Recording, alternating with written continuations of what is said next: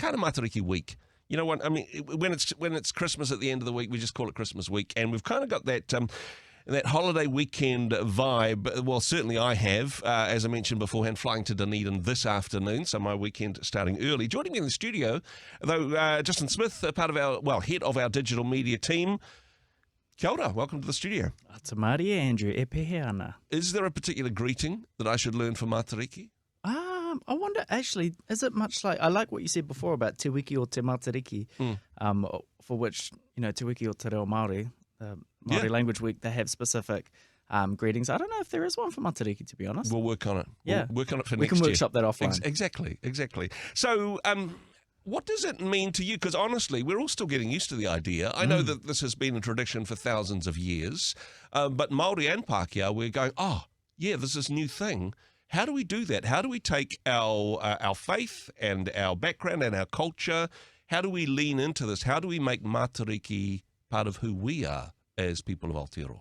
I think I join the narrative of a lot of people when I say we're figuring it out. Yeah. Truly. And so that's the case for me and my whānau, with Matariki. I mean, I whakapapa Ngāpuhi, 100% pure Ngāpuhi. And obviously up there they do things slightly different. So Puaka traditionally, which is the 7 days before Matariki, is the period with which that's recognised, in that rohe.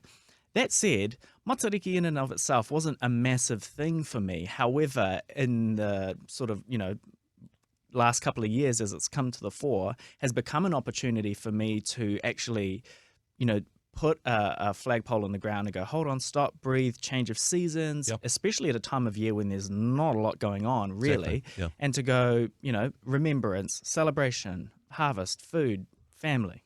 All good and important things. And actually one of the things I love about it is it's a Indigenous commemoration. I mean, who needs Guy Fawkes, really? Yeah. I mean, what does that even mean to us? You know, look, I enjoy fireworks as much as the best man, irresponsibly so at times. However, wouldn't it be much better to have fireworks at Matariki when the days are shorter and the sky is dark as we look to the stars?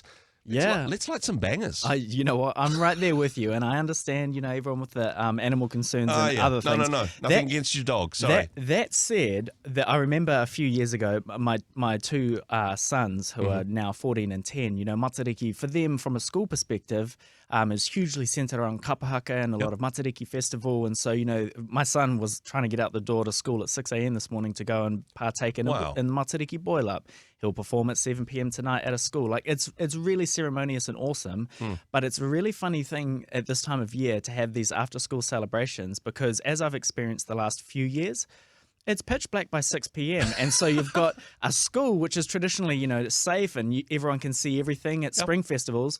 In the middle of winter, it's all of a sudden, there's kids running around in the pitch black and we've got to get some lights in this. It's funny. We're figuring it out. Although this is kind of like we're catching up with what the Northern Hemisphere has been doing for years. Yeah. Actually, this is the time when things are a bit bleak, when things aren't that cheerful, when you're not taking a foreign holiday or hanging out at the beach. This is a time to go, you know what, it's cold and it's miserable, but let's come together as a whānau. Let's come together and have some warm soup and celebrate and remember the things that are significant to us as a whānau. 100%, and as a community, as a church. I mean, this is where I think there's a massive opportunity for the church to really embrace Matariki in that sense, because, so how many sermons have you sat through talking about sowing seeds and a season of harvest and all of that? I mean, Matariki loosely is, in that realm, but in the Northern Hemisphere, it's winter solstice for them. And so it's a time where actually you want to be inside and warm. And what better time of year than to reach out to your family and extend that invitation of, hey, why don't you come round to mine? Let's invite people into our homes. And it doesn't have to be family. It can be those in need that you've been sowing into, your neighbor next door who you can see, maybe doesn't have firewood or power and they're rugged up. Bring people into our homes and use this time of year to, be the example of Christ in pulling people into, our own ability to give warmth. And it is kind of that Christmas vibe, isn't it? Because it's midwinter and it's peace on earth, goodwill towards men. You know, come one, come all. No mai, haere mai. Yes. I love the fact, though, that your sons are just deep, full immersion Matariki, and in some ways you're learning from them. Oh, They're yeah. picking up all this cool stuff in their school situation, and you're almost running to catch up and going, okay, how can I be the dad in this mix? How can we, as a family, celebrate Matariki? How can we make some family traditions? Yeah, totally. And it's really funny because I told you yesterday they've even naming the 7 stars in the Pleiades cluster. They all have names in Te Reo Māori, and when you learn something, it's really hard to remember them. But they've come home with a catchy song, which I wish I knew, but follows the. It's Matariki to the tune of Macarena. It is. And it's so well. I mean, that song is catchy. Exactly. And let's put some te reo to that and do the actions. Yeah. And it's brilliant. And even good. that is just this small little educational piece, but they're walking around the song, Waiti, Waita, Waipunarangi, da-da-da. Like, it's hilarious. Anything to bring back the Macarena. I know. Actually, that's a cultural thing for me, personally. It gets annoying after about 8 times in 5 minutes. Well, yeah, no, that's true. Hey, this is a significant time, but I know for some people it's a bit of a struggle. And I know, hey, if there's anything new, you got to take some time to go, oh, gosh, what do I do with that? And we talked about we're all doing that to an extent. I know there'll be people listening at the moment that go, yeah, but I'm not sure about this. Some of the, the naming of the stars and the stars as atua and some of the Māori spirituality, all about Te Ao Māori, that's fine, but a little bit of discernment on this one, not necessarily swallowing it whole. We can make Matariki our own as a spiritual community without compromising? Yeah, 100%, just as we did with every other celebration that we can, pinpoint on the calendar. Christmas, Easter, all of those, right? Correct, and it's purely just a matter of time spent, and that dictates our comfortability with those things. Yeah. But,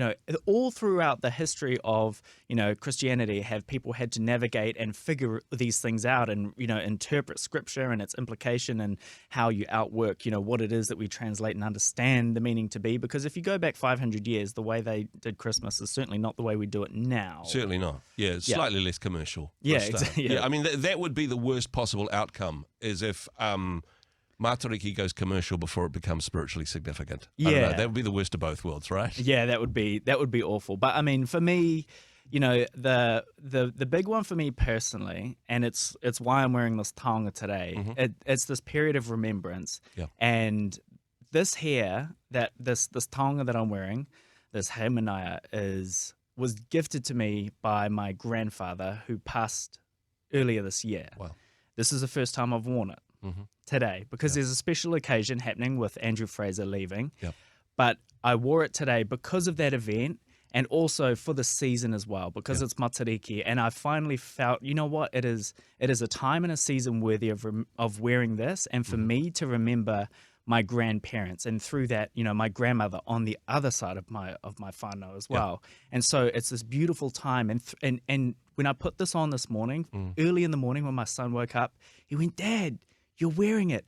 Tell me." And it was this opportunity to share just one beautiful story with my son about our shared whakapapa that, it has all happened because I'm mindful of this season and actually, hold on, there's something special.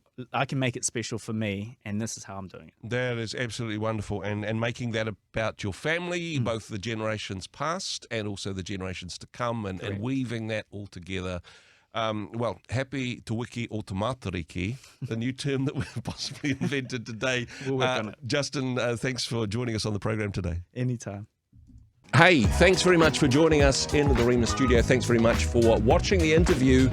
It's kind of nice to have an audience, actually. And if you did like what you watched, then do give us a like, do give us the thumbs up. And if you'd like to see more interviews like that one, or perhaps even better, subscribe and those interviews will come straight to you. Don't forget to turn on your notifications, and we'll see you in the next one. Cheers.